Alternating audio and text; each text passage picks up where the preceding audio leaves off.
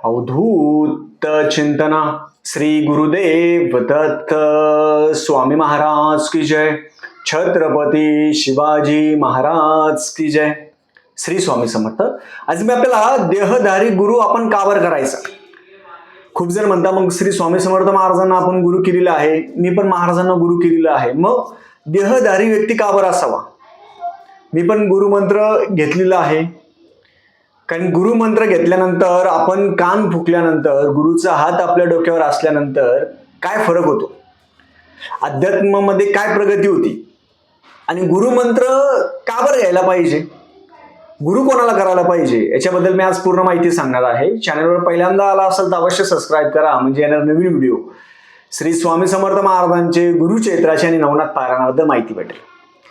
आता गुरुपौर्णिमा आहे, त्या दिवशी प्रत्येक जण आपल्या घरी मठामध्ये केंद्रामध्ये महाराजांना गुरु करणार आहे. महाराजांना गुरु करणं म्हणजे काय, पायावर आपण 3 पळ्या महाराजांच्या पायावर 3 पळ्या पाणी टाकून गुरुमंत्र घेतो महाराजांचा. पण हा झाला प्रत्येक वर्षी घेतो आपण, एकाच वर्षी का बरं नाही घेत गुरुमंत्र, प्रत्येक वर्षी घेतो. त्याच पद्धतीने आपण देहधारी गुरु करायला पाहिजे.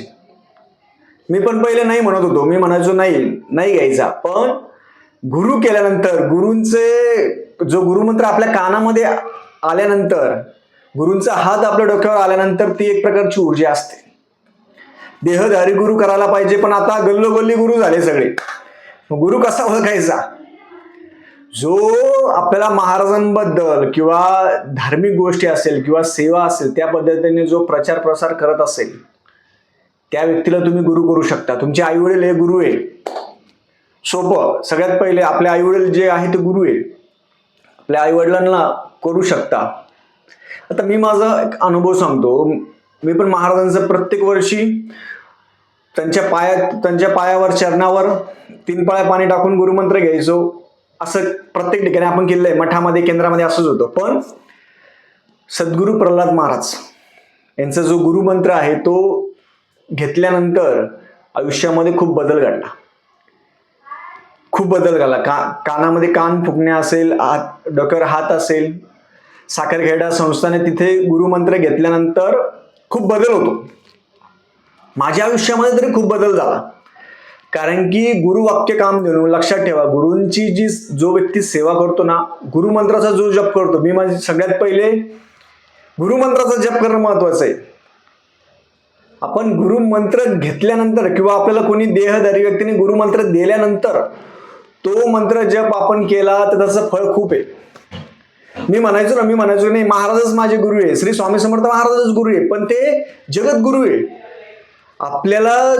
आपण संकटामध्ये असेल, आपण कशात असेल, आपण सगळ्यात पहिले कोणाला हाक मारतो, सगळ्यात पहिले आपल्याला कोणाची आठवण होती, त्या व्यक्तीला आपण गुरु करायला पाहिजे. लक्षात ठेवा, गुरु कोणाला करायचं, आई वडिलांना गुरु करा, तुम्हाला जे मार्गदर्शन करत असेल त्यांना गुरु करा, तुम्ही कोणालाही गुरु करू शकता, काही हरकत नाही. दत्त महाराजांनी 24 जणांना गुरु केले दत्त महाराज. म्हणून प्रल्हाद महाराजांचा गुरुमंत्र घेतल्यानंतर त्या दिवसापासून जे वर्ष आहे ते पूर्ण आयुष्य माझं बदलून गेलेलं आहे. पूर्ण आयुष्य. पहिले मी बोलताना जास्त बोलत नव्हतो, मी कमी बोलायचो, पण एक वाचासिद्धी असेल, एक जप असेल, एक प्रकारचा होरा आणि एक प्रकारचं संरक्षण शक्ती आपल्या निर्माण होते. जेव्हा आपण कान फुकतो, गुरुमंत्र एका देहधारी व्यक्तीकडून आपण घेतो, तेव्हा आपण केलेले काही सेवा असते. खूप जण म्हणतात बघा, आपण खूप गुरुचैत्र पारायण केले, नवनाथ पारायण केले, सगळ्या सेवा केला, आपण सगळं केलं, पण एक मार्ग दाखवणारा तो गुरु असतो. काय करायचं पुढं, मार्ग दाखवणारा एक गुरु असतो. आणि आपण कसं करतो, सेवा करतो मध्ये सोडून देतो. पण आपलं काही चुकलं, त्याला मार्ग दाखवणारा तो गुरु असतो. गुरुला आपण हक्काने विचारू शकतो. हे कधी गुरुमंत्र घेतल्यावर. म्हणून गुरुमंत्र आहे तो, आता तुम्ही म्हणणार मग आता गुरु आम्ही कुठं बघणार, तुम्ही तुमच्या आणि महाराजांना विचारायचं. श्री स्वामी समर्थ महाराज असेल, दत्त महाराज, त्यांना विचारा की आम्ही गुरु कोणाला करू. कारण की तुम्ही एका व्यक्तीला कोणाला गुरु केल्यानंतर त्या व्यक्तींची सेवा आहे, ती सेवा पण तुम्हाला भेटते. लक्षात ठेवा, गुरुची सेवा पण भेटते. गुरुचैत्रामध्ये पण वर्णन आहे बघा, संदीपाची गोष्ट आहे, दीपिकाची गोष्ट आहे. त्याच्यामध्ये काय वर्णन आहे की साधे गुरु असतात, साधे असतात, पण ते गुरूंची एवढी सेवा करतात, गुरुचं पाद्यपूजन असेल, गुरुला खायला असेल, सगळ्या गोष्टी करता. आणि ती गुरुची सेवा बघून ब्रह्मा विष्णू महेश्वर आले होते. ते म्हणे तुम्ही एवढं गुरूंची सेवा करता, आम्ही बघायला आलो. ते म्हणे तुम्हाला काय वर पाहिजे मागा. पण ते म्हणे नाही, आम्ही तुम्हाला भजत नाही, म्हणजे आम्ही तुमची सेवा करत नाही, ब्रह्मा विष्णू महेश्वरची सेवा करत नाही. ते गुरुची सेवा करतात, साध्या गुरुची सेवा करता. म्हणून गुरु मंत्र हा कानामध्ये घेतल्याने एक प्रकारची आपल्याला एनर्जी भेटते. कोणताही गुरु असेल, कोणाकडून तुम्ही गुरुमंत्र घ्या, त्याचं काही बंधन नाहीये. गुरु हा ब्राह्मण असावा, हे गोष्ट लक्षात ठेवा. गुरु हा ब्राह्मण असावा. कारण की आता गल्लोगल्ली गुरु झाले, कोणी उठतं कोणी गुरु होतं. म्हणून अशा गोष्टींना नाहीये भोंदूगिरी किंवा या गोष्टी थोडं लक्षात ठेवा. नाही तुम्हाला कोणी गुरु भेटले, आई वडिलांना गुरु करून घ्यायचं सोपं काम आहे, किंवा मग लग्न झालं असेल तर नवऱ्याला गुरु करून घ्यायचं. 2 गोष्टी सोप्या, काही गरज नाही दुसरीकडे कोणाचे गुरु करायची फंद्यात पडायचं नाही.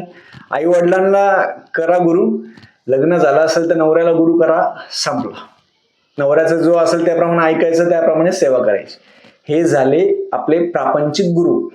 पण आध्यात्मिक मध्ये गुरु पाहिजे.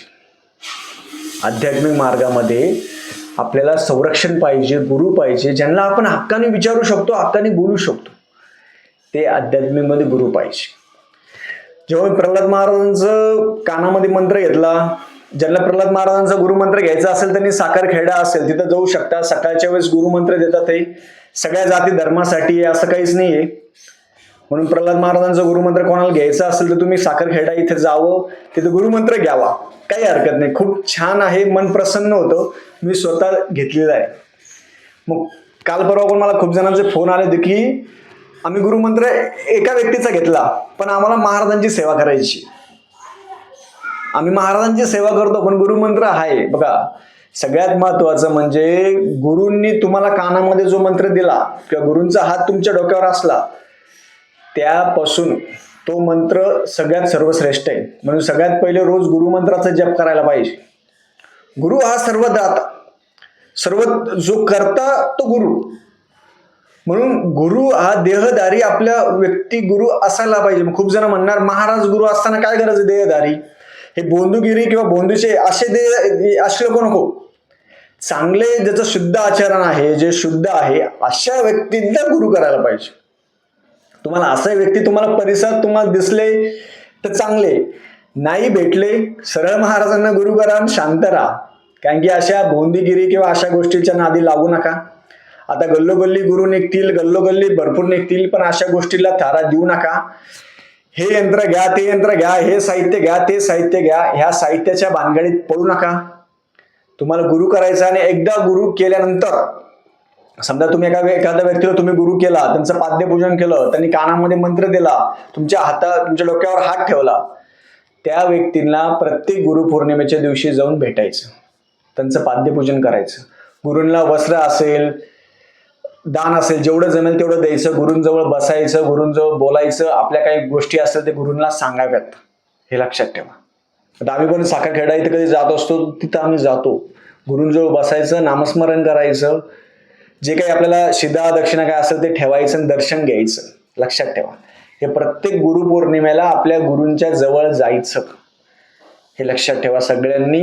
म्हणून देहधारी गुरु करणं महत्वाचं आहे. आपले कान फुकणे महत्वाचे आहे, कानामध्ये गुरुमंत्र घेणं महत्वाचं आहे. त्याची आध्यात्मिक प्रगती होती. नाहीतर तुम्ही खूप जण खूप सेवा करता पण त्याला मार्गच नाही ना. तुम्हाला कुठं जायचं हेच नाही. कोण काय सांगतंय, कोण तिसरं सांगतंय. आणि हे जे सांगणारे जे असतात ते सगळे अर्धवट असतात. काही वाचून सांगता, काही दुसऱ्यांचं बघून सांगता, काही कॉपी करता. असं करू नये. जो मूळ ज्ञान असतो, मूळ वडाचं झाड, जी गोष्ट मूळ असते ना, त्या मुळाला पूर्ण असतं. मग तुम्ही देहधारी व्यक्तीकडून गुरुमंत्र घेतल्यानंतर तुम्ही महाराजांच्या चरणावर 3 पाया पाणी टाकल्यानंतर महाराजांचा पण गुरुमंत्र होतो आपल्याला. तो प्रत्येक वर्षी आपण घेतो, वर्षभर. तसंच देहधारी व्यक्तींकडून त्यांचं जे पाद्यपूजन असेल, आपलं काही चांगलं आलं, लग्न असेल, कार्य असेल, सुख असेल, दुःख असेल, त्या गुरूंना आपल्या घरी बोलवायचं, पाद्यपूजन करायचं, सेवा करायची. ह्या गोष्टी जर आपण केल्या, आयुष्यामध्ये देहधारी व्यक्ती जर गुरु आपल्या आयुष्यामध्ये असेल तर आपल्याला सगळ्या गोष्टीमध्ये आपल्याला मार्ग भेटतो. आपण म्हणतो ना, देवांची सेवा केल्यापेक्षा गुरूंची. गुरु सगळ्यात महत्वाचा. आता पण अधिक मासामध्ये प्रल्हाद महाराज जे आहे त्यांच्या पादुका आहेत त्या घरी आल्या होत्या. एक प्रकारचा आनंद आहे. आम्ही सकाळपासून म्हणजे 9-10 वाजेपासून आम्ही वेटिंगवर होतो. त्या पादुका किती वाजता आल्या? 2:30-3 वाजता आल्या. राहिल्या किती वेळा? फक्त 5 ते 10 मिनिटं. म्हणजे 4-5 तास वेटिंगवर होतो आम्ही, वाट बघत होतो गुरूंची. आणि आल्यानंतर 5-10 मिनिटांमध्ये तो सगळा सीन आहे किंवा सगळा जो त्रास आहे सगळा गेला 5-10 मिनिटात. आणि घरी आल्यानंतर एक प्रकारची ऊर्जा भेटली आम्हाला. एक प्रकारचा सुगंध आणि एक प्रकारची ऊर्जा आली. ते किती आले? फक्त 10 ते 15 मिनिटं थांबले फक्त, बस. ही असतं गुरूंची लीला. एक प्रकारचं चैतन्य आलं. म्हणजे दिवसभराचा आपण कसं जो थकवा ना तो निघून गेला गुरु घरी आल्यानंतर. म्हणून गुरु जेव्हा घरी आल्यानंतर एक प्रकारचा दिवाळी आणि दसरा असतो. म्हणून तुम्ही जे देहधारी व्यक्तीला गुरु तुम्ही करणार त्याला घरी बोलवायचं. घरी बोलवल्यानंतर पाद्यपूजन असेल, गुरुपूजन असेल ते करावं. आणि आपण ह्या गुरुपौर्णिमेपर्यंत देहधारी व्यक्तीकडून गुरुमंत्र आपण अवश्य घ्यावा. तुम्ही कोणाकडून घ्या, तुम्ही तुमचं करून तुम्हाला जसं जमेल, आपल्या बुद्धीला जसं पटेल त्याप्रमाणे देहधारी व्यक्तीला गुरुमंत्र आपण घ्यावा आणि आपलं कल्याण आपण आपलं स्वतः करावं. महाराजांची सेवा, दत्त महाराजांची सेवा आपण करतोच आहे. पण ह्या प्रपंचामध्ये काही गोष्टी असतात आपण डायरेक्ट महाराजांना विचारू शकतो का? नाही विचारू शकत. त्यामध्ये कोणी मध्यस्थी असतं, कोणी असतो, तो गुरु असतो. लक्षात ठेवा. काही जरी आपल्याला प्रश्न असेल तर आपण डायरेक्ट मुख्यमंत्री पंतप्रधानांकडे जातो का? नाही जात. मध्ये ज्या गोष्टी असतात, मध्ये कोणी असताना त्यांना आपण मध्ये घेतो. त्याप्रमाणे देहधारी व्यक्तीकडून आपण गुरुमंत्र घ्यावा आणि आपण आपली सेवा आहे तो जे काही ते काय मंत्र देतील तुम्हाला ते मंत्र घ्यावे. फक्त गुरुची पारख आपण करावी. या पद्धतीने आपण सेवा करू शकता. झालेली सेवा मी महाराजांच्या रुजू करतो. श्री स्वामी समर्थ.